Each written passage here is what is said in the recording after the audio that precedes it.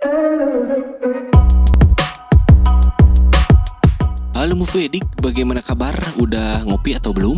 Kali ini saya akan merangkum film yang berjudul The Man From Nowhere, rilis tahun 2010. Film ini bergenre action dan merupakan film yang meraup keuntungan tertinggi di Korea pada waktu itu, yang pastinya menjadi film box office ya.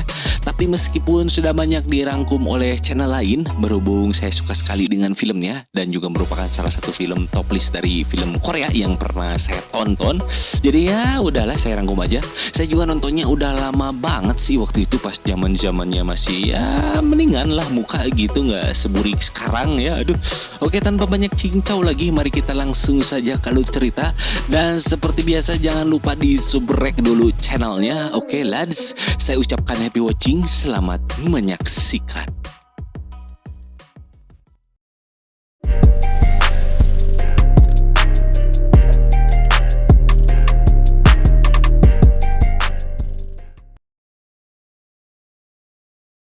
Pada suatu malam, sebuah tim polisi sedang mengintai di mana dicurigai akan terjadi transaksi narkoba di sebuah klub malam. Lalu ini ketua timnya bernama Kim Chigon dan ini salah satu bawahannya bernama Detektif No. Mereka sudah lama mengincar penjahat narkoba tersebut, lalu orang ini adalah penjahat yang dimaksud dan karena badannya besar, panggil saja ia si bear atau beruang ya. Ia membawa sebuah tas yang tentunya berisikan narkoba lalu diberikan kepada seorang waiter.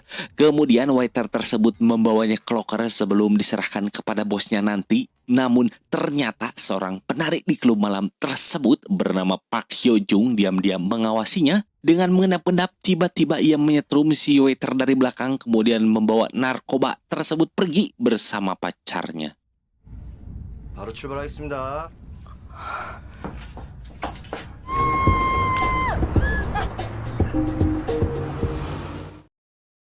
Di saat yang sama, tim polisi yang mengetahui bahwa transaksi narkoba sudah dilakukan, mereka dengan sigap akan menangkap si bear. Namun karena badannya jumbo, anggota polisi sempat kewalahan untuk meringkusnya. Akan tetapi dengan keahlian bela diri dari Chigon, maka si bear pun akhirnya berhasil dibekuk. Namun sayang karena mereka tidak tahu bahwa narkoba sekaligus barang buktinya telah dirampok Hyo Jung tadi. Oleh karena itu si bear bisa bebas dengan mudah pada keesokan harinya. Kesal karena ia tidak bisa dipenjarakan, maka Chigon pun mengancam bahwa bos si bear akan segera ditangkapnya. 오 사장한테 전해. 잡히면 뒤진다고. Sementara itu di sebuah pasar, seorang pria dengan gaya rambut poni lempar yang bernama Cha Tae-sik, ia sedang membeli sosis dan juga seikat bunga lalu dibawanya pulang ke sebuah apartemen kumuh di mana ia mempunyai usaha UMKM kecil-kecilan, yaitu sebuah toko gadai. Lalu seorang bocah perempuan yang selalu berkunjung ke rumah Tae-sik muncul. Ia bernama Jung Somi.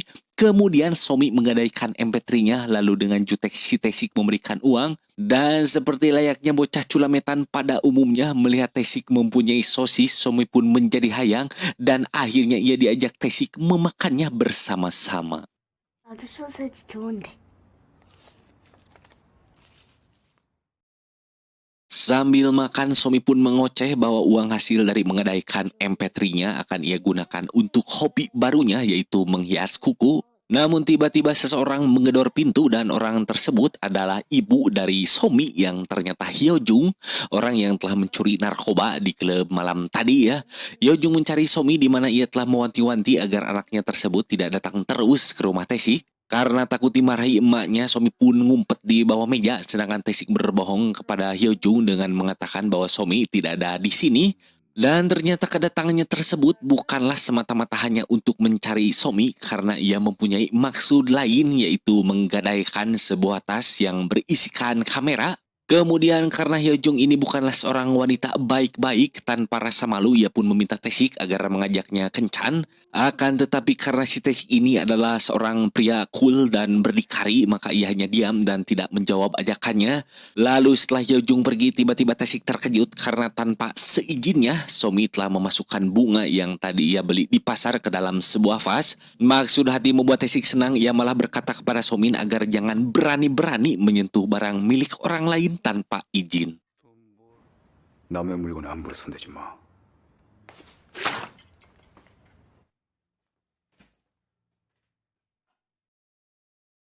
Di tempat lain, seorang pria tengah ditampar dan ia bernama Mansuk. Lalu yang menamparnya adalah bosnya bernama Myung-kyu. Ia kecewa dengan Mansuk karena tidak becus menghandle transaksi narkoba di klub malam tadi melalui anak buahnya yaitu si Bear ya. Narkoba yang dicuri tersebut merupakan sampel atau tester di mana Myung-kyu berencana akan melakukan bisnis narkoba dengan seorang bandar dari Cina.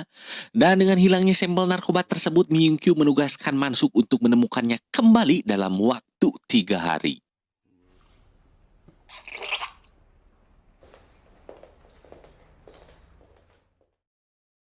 Di rumahnya, Hyojung sedang bertengkar dengan pacarnya di mana mereka memperebutkan narkoba yang telah mereka curi. Mengetahui pacarnya tersebut serakah, maka Hyojung telah menyembunyikan narkoba tersebut di suatu tempat dan akan ia jual sendiri. Namun di tengah-tengah pertengkaran tanpa mereka sadari, Somin ternyata telah ngejanteng di sana dan mendengar pembicaraan mereka. Lalu setelah si pacar pergi, Hyojung menyuruh Somin agar main keluar rumah karena ia adalah seorang pecandu dan akan memakai narkoba. Tidak mempunyai tujuan, Somin pun kembali ke rumah Tae-sik dan akan menginap di sana. Sesaat sebelum tidur, Somin curhat di mana ia berkata bahwa dirinya mendapatkan sebuah julukan dari orang-orang yaitu tong sampah. Dan hal ini ia ketahui karena bibinya pernah bercerita bahwa dulu saat ibunya Somin pertama tahu bahwa ia hamil, dengan penuh kekesalan ibunya Somin menendang tong sampah dan semenjak kejadian itulah Somin mendapatkan julukannya. Namun dengan peristiwa tersebut bisa kita simpulkan bahwa Somin ini bukanlah anak yang diharapkan alias hasil perkawinan di luar nikah dan entah siapa juga bapaknya ya. Aduh, kasihan ya. Kemudian keesokan pagi setelah bangun tidur ternyata Somin sudah pergi dan sebagai ucapan terima kasih ia telah mencat kuku Tae-sik semalam tanpa sepengetahuannya.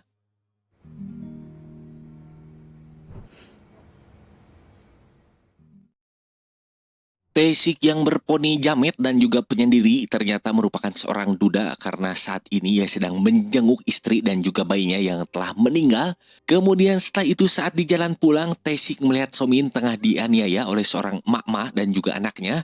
Somin dituduh telah mencuri tas si anak tersebut, sedangkan polisi yang mencoba menenangkan situasi. Mereka mengatakan bahwa jika ingin masalah ini selesai, Somin harus memanggil orang tuanya. Mengetahui Tae-sik mengawasinya dari jauh, Somin pun menunjuknya sebagai ayah. Namun karena Tae-sik berhati dingin saat polisi menghampiri, ia malah pergi dan meninggalkan Somin si anak bernasib malang sendirian.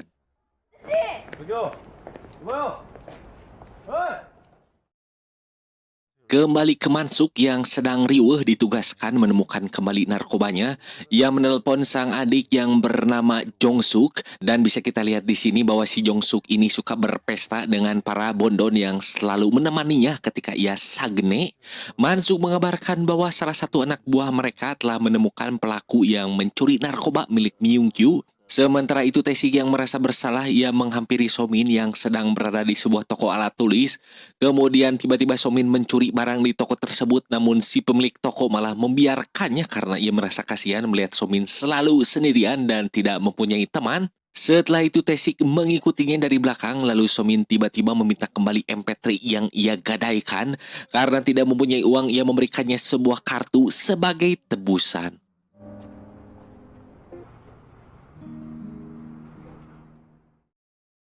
Dan adegan yang dibumbui dengan irisan bawang bombay pun dimulai. Sambil berurai air mata, Somin mengatakan bahwa Tae-sik yang tidak mau menolong dirinya saat tadi ketika ia dianiaya oleh seorang emak-emak. Ia tidak merasa dendam ataupun benci kepada Tae-sik karena mungkin si Tae-sik ini merasa malu seperti orang lain yang menganggapnya hanyalah sebagai sampah dan juga anak tidak diinginkan. Oleh karena itu Somin pun pergi dengan lapang dada dan membuat Tae-sik hanya terdiam tanpa bisa membalas perkataan darinya.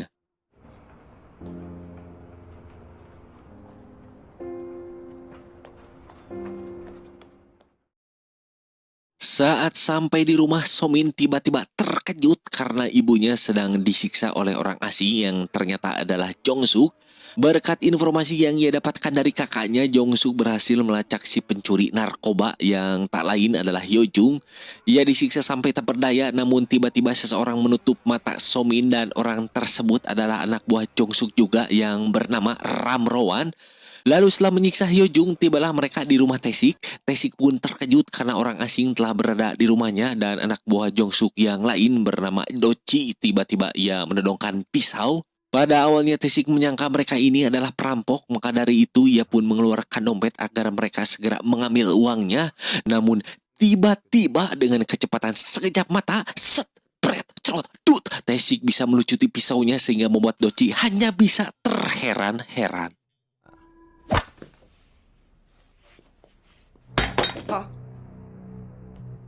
걸어.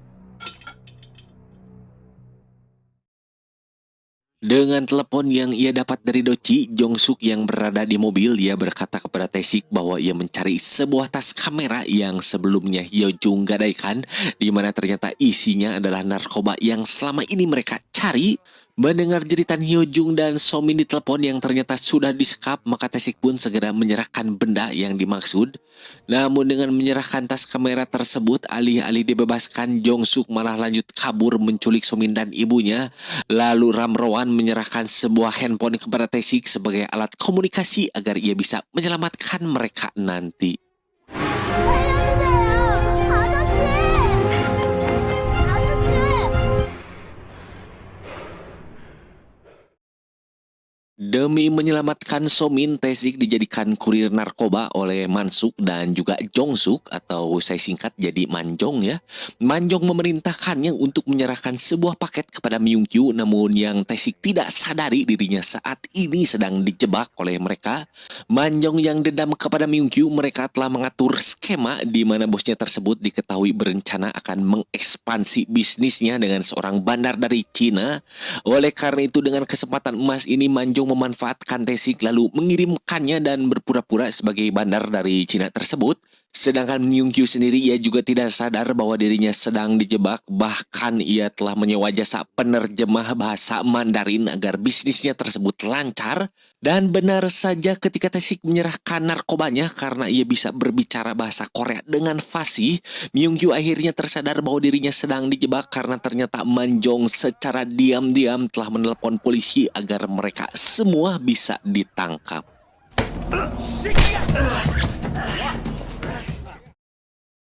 Myung-kyu pun segera kabur sedangkan Tae-sik digebukan, namun setelah berhasil lolos ia segera mengejarnya. Kemudian singkat cerita, setelah aksi kejar-kejaran mobil yang kurang seru, Myung-kyu berhasil melarikan diri dari kejaran polisi. Sedangkan Tae-sik sendiri ia kaget karena ternyata di bagasi mobil yang ia dapat dari Manjong telah terkapar mayat Hyojung, di mana tubuhnya dipenuhi bekas jahitan karena tubuhnya tersebut telah dibelek agar bisa diambil organ dalamnya. Wah.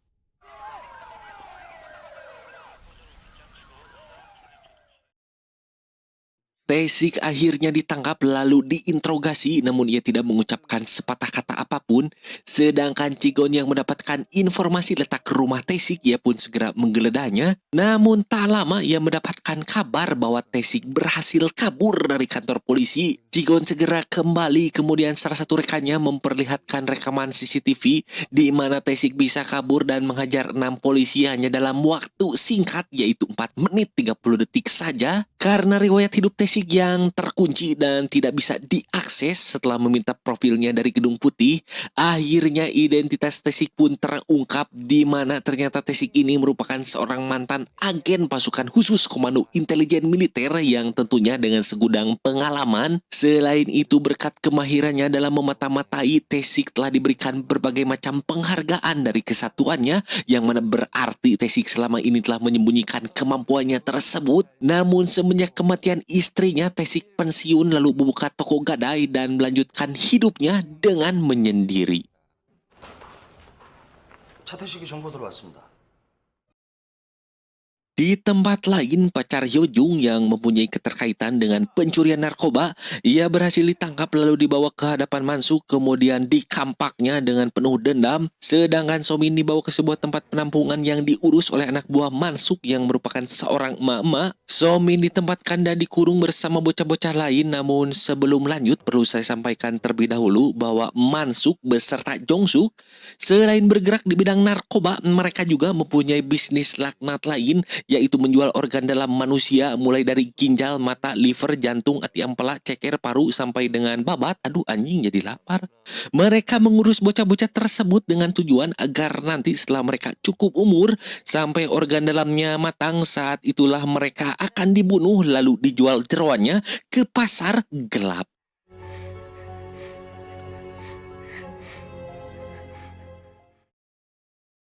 Ramrawan diutus Manjong untuk membunuh Myung-kyu. Terlihat ia berhasil menghabisi anak buahnya dan bisa kita simpulkan bahwa Ramrawan ini bukanlah orang biasa serta tentunya dibekali kemampuan bela diri yang juga mumpuni. Kembali ke Tae-sik yang berhasil kabur dari kantor polisi berkat handphone pemberian dari Manjong yang merupakan handphone curian. Ia berhasil mendatangi penadahnya lalu menanyakan siapakah pembeli handphone yang Tae-sik perlihatkan kepadanya. Oh ya, perlu diingat bahwa Tae-sik belum pernah melihat bebengetan alias Raye Manjong karena selama ini ia berkomunikasi dengan mereka hanya melalui handphone. Si penadah tidak mengakui bahwa dirinya lah yang menjual handphone curian tersebut. Oleh karena itu dengan terpaksa Tae-sik menghajarnya. Kemudian setelah babak belur, si penadah akhirnya memberikan sebuah kartu bisnis milik Manjong yang mana bisa menuntut Tae-sik agar bisa menemukan keberadaan mereka. 간이나 콩팥 심장 소개시켜주는 거예요. 저 2개월에 20개씩 사가던 놈인데 통나무 장사예요.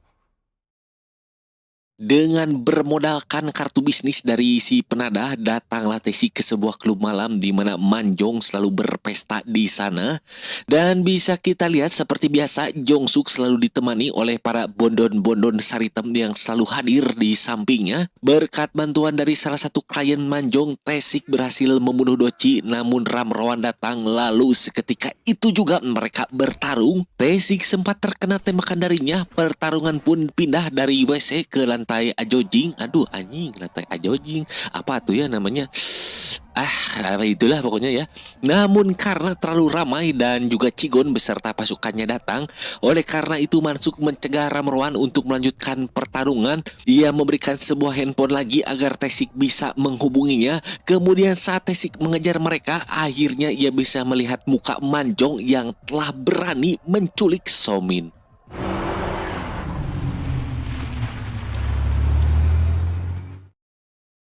Karena luka tembakan saat pertarungan tadi, Tae-sik meminta tolong kepada temannya yang juga merupakan seorang mantan agen intelijen.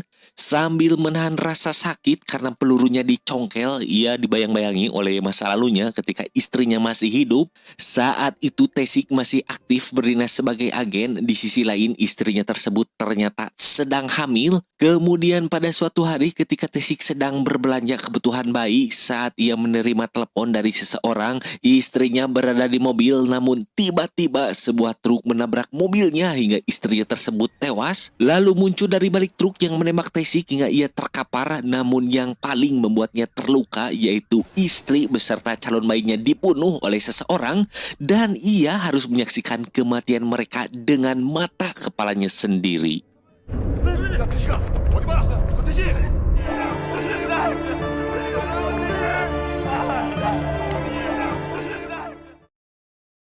Dengan pertolongan dari temannya, kondisi Tae-sik pun akhirnya membaik. Kemudian ia bersiap-siap dan mendandani dulu agar lebih tampan dan juga mempesona dengan mencukur poni jametnya. Lalu inilah adegan ikonik dari film ini yang membuat seorang Tae-sik menjadi lebih berkarisma, di mana ia menceklek-ceklek pistol.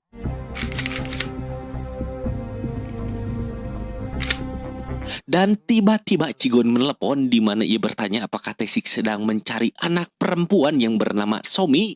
Selain itu Cigon juga mengabarkan bahwa Somi masih hidup dan catatan polisi mengatakan bahwa ia telah mengambil uang dari ATM di dekat polsek setempat. Namun sebagai ganti informasi yang Cigon berikan, ia meminta informasi yang Tae-sik punya mengenai Myung-kyu. Lalu Tae-sik pun menjawab bahwa Manjong lah yang mengirimnya kepada Myung-kyu sebagai kurir narkoba. Selain itu ia juga berkata bahwa pelaku pembunuhan Hyojung merupakan perbuatan mereka. 오명규한테 배달시킨 것도 만석이, 종석이, 뭐? 소미 엄마 죽인 것도 그놈들이야.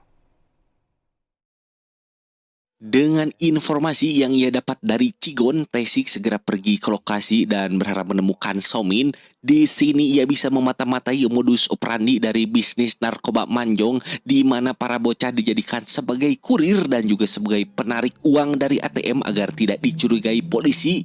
Taesik sempat pasiling-singan dengan Somin, di mana mereka hampir bertemu, namun sayang takdir berkata lain. Akan tetapi karena gerak-geriknya mencurigakan, Taesik tiba-tiba dikejar oleh polisi setempat dan akhirnya setelah berhasil kabur, ia mengikuti mobil yang ditumpangi salah satu bocah yang akan bisa menuntunnya ke tempat mereka.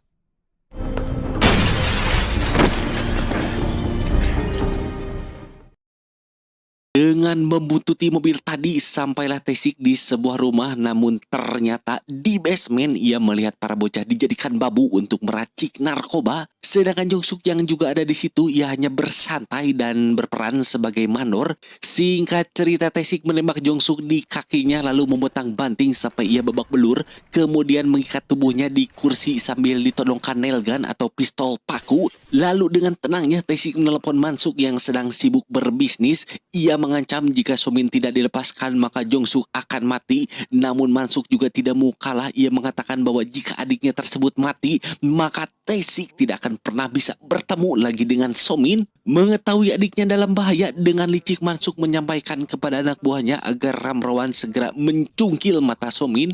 Sedangkan Taesik yang sudah habis kesabarannya melihat perbuatan mereka yang tega menjual jeroan manusia hanya demi uang.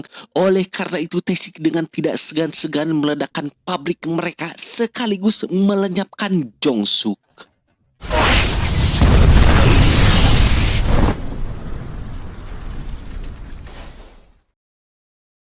Somin ternyata telah dibawa Ramrawan dan akan dicungkil matanya oleh seorang dokter bedah di sebuah mobil ambulan. Sedangkan Cigon berhasil menggerebek rumah di mana para bocah dikurung. Kemudian Taesik akhirnya bisa menemui Mansuk, namun kali ini ia terlihat sedang mengusap dan telah menunggu kedatangannya. Akan tetapi setelah mengangkat jejer atau pancingan, dengan legek ia menggelindingkan sebuah wadah yang ternyata berisikan dua bola mata Somin. Menyadari Somin tidak bisa ia selamatkan, maka dari itu Taesik segera mengerahkan segala kemampuannya dan membunuh mereka satu persatu. 무조리 씹어먹어 줄게.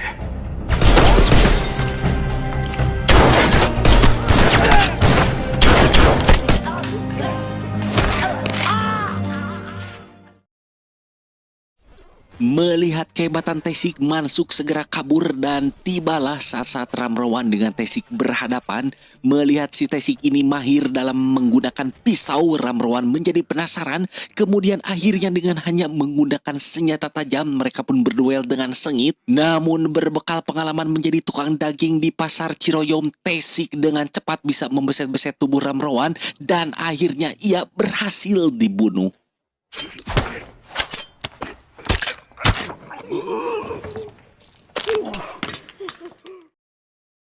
Taesik segera mengejar Mansuk dan menembak ban mobil yang ditumpanginya sampai oleng. Kemudian ia menembak ke arah kaca mobilnya, namun ternyata kaca mobil tersebut anti peluru. Dan akhirnya bagaikan singa sedang memburu mangsa, setelah Taesik menembakkan pelurunya dari jarak dekat berkali-kali sehingga menembus kaca dan akhirnya bisa membunuh Mansuk. Misi telah berhasil, namun karena merasa tidak punya tujuan hidup lagi, Taesik menodongkan pistol ke arah kepalanya yang berarti ia akan bunuh diri. Namun tiba-tiba terdengar suara anak kecil memanggilnya dan ternyata suara tersebut berasal dari Somin. Ia masih hidup karena pada saat di mobil ambulan Ramrawan ternyata menyelamatkannya dan menggantikan bola mata tadi dengan bola mata dokter yang akan mencukil matanya.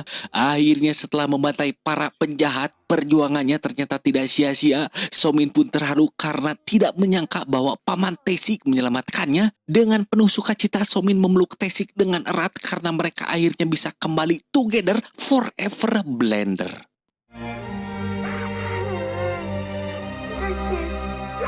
아저씨가 저 구하러 온 거 맞죠? Tae-sik dan Somin dibawa memakai mobil polisi, namun sayang karena perbuatan Tae-sik membantai semua orang dan juga telah kabur dari kantor polisi. Sebelum dibawa ke penjara, ia meminta tolong kepada Chigon agar mampir dulu di toko alat tulis yang Somin sering kunjungi, di mana ternyata Tae-sik membekalinya dengan banyak barang agar perlengkapannya cukup untuk sekolah. Menyadari mereka tidak akan bisa kembali bersama, Tae-sik hanya bisa tersenyum dan meminta pelukan hangat dari Somin. Cerita tamat. 한 번만 안아보자.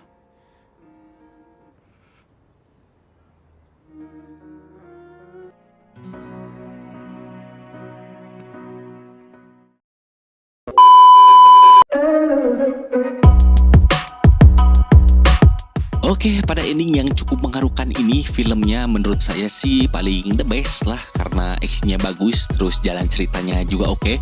Ditambah bumbu-bumbu bawang daun yang adegannya ya cukup bikin sedih ya, terutama dari Somin. Tapi saya mah nggak nangis kok pas nonton, atuh masa laki-laki nonton kayak gini nangis. Yang bisa bikin saya nangis mah cuman satu aja sih, tahu nggak itu apa? Pas buka dompet doang, aduh anjir pas dibuka tuh ya, wow angin bro, anjir sepi. Oke lah segitu saja kali ini. Terima kasih sudah menonton. Sampai jumpa di video berikutnya. Salam olahraga.